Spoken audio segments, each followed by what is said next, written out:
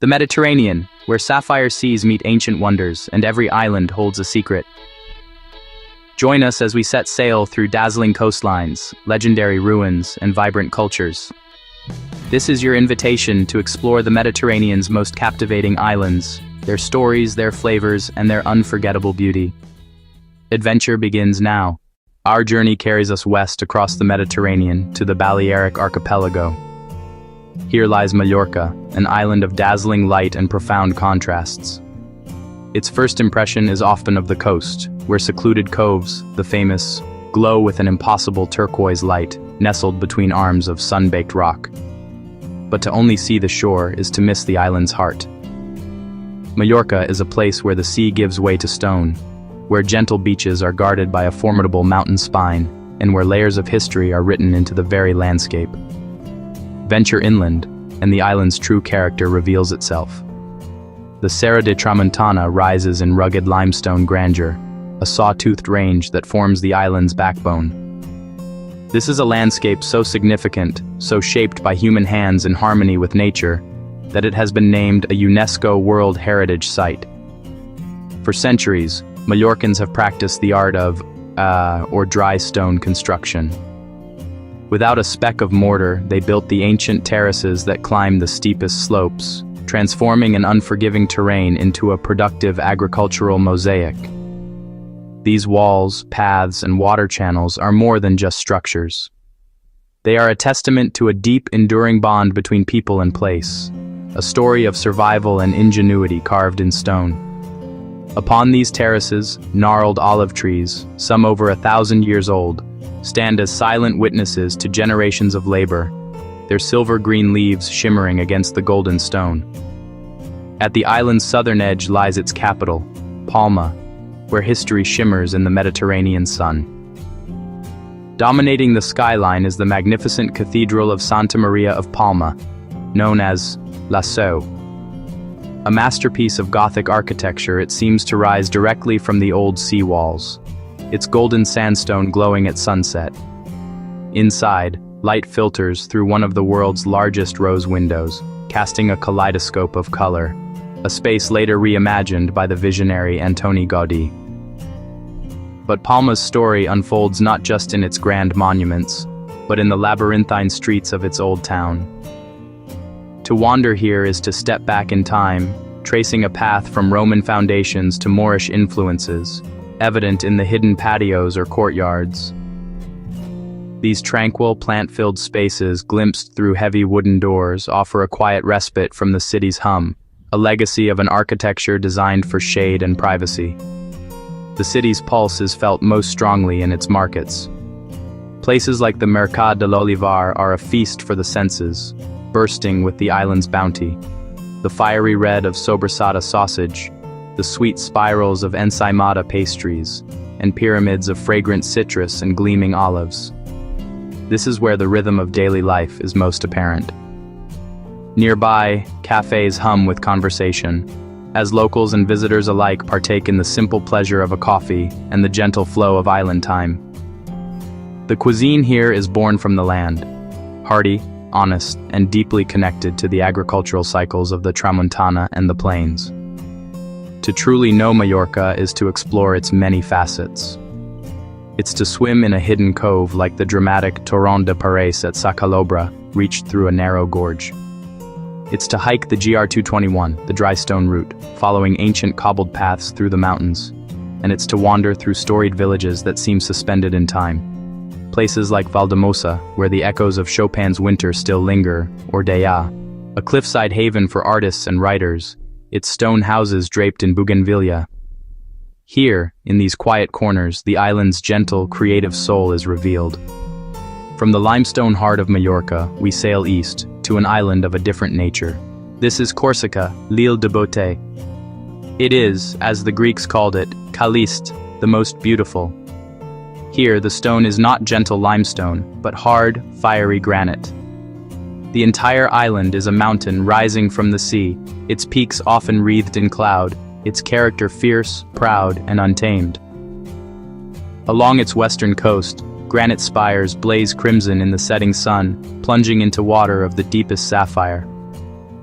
This is a landscape of raw power, a place that has shaped a culture of resilience and independence.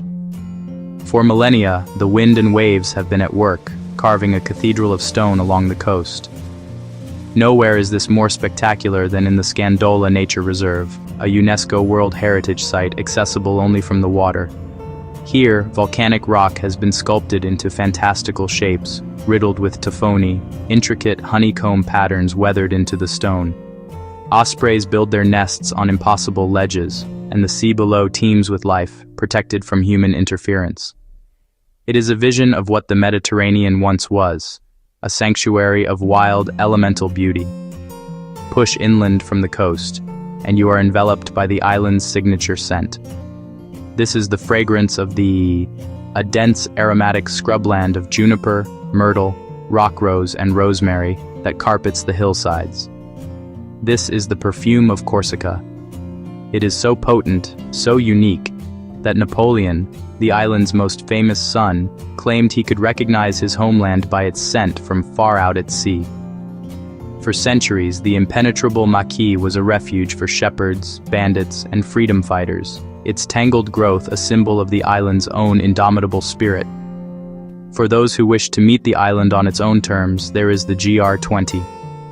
Renowned as one of Europe's most challenging long-distance treks, it is more than a trail, it is a rite of passage.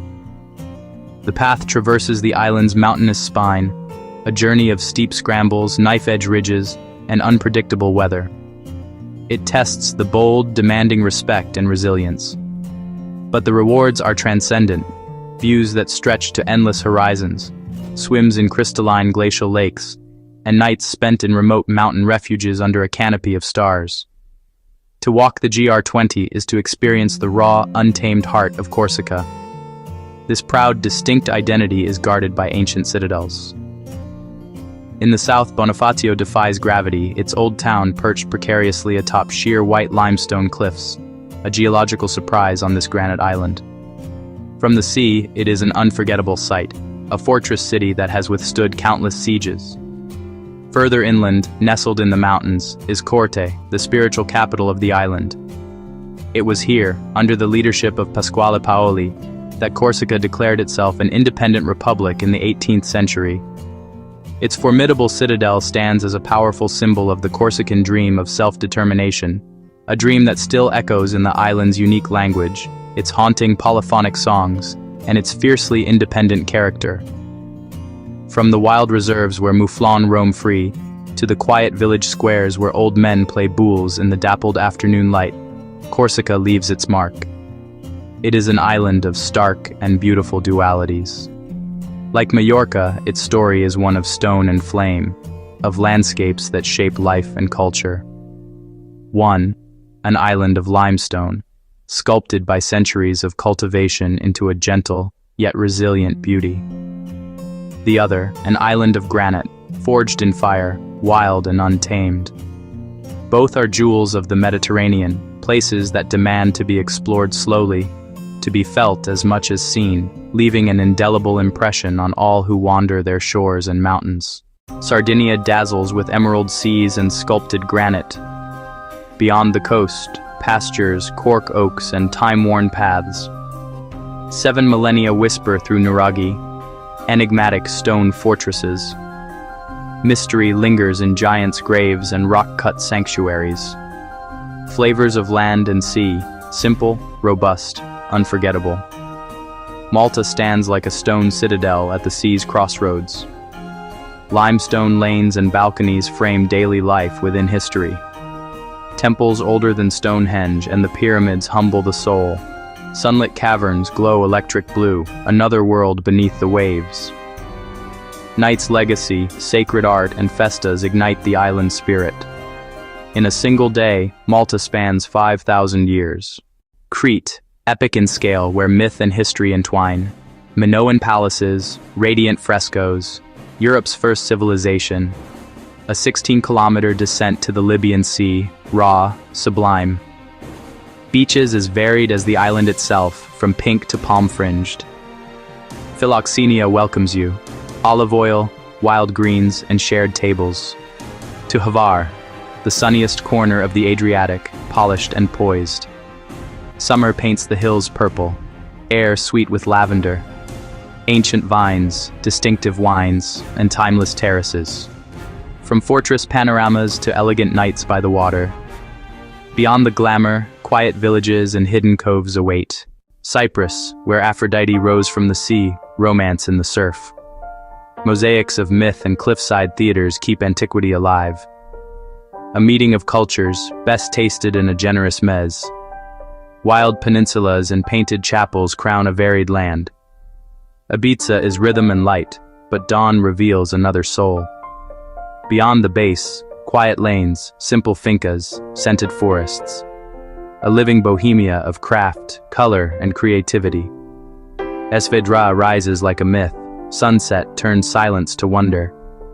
Here, the island soothes the spirit as surely as it stirs the senses. In the Tuscan archipelago lies Elba, small in size, vast in story. The third largest of Italy's islands, it floats in the Tyrrhenian Sea, a verdant jewel set between the Italian mainland and Corsica.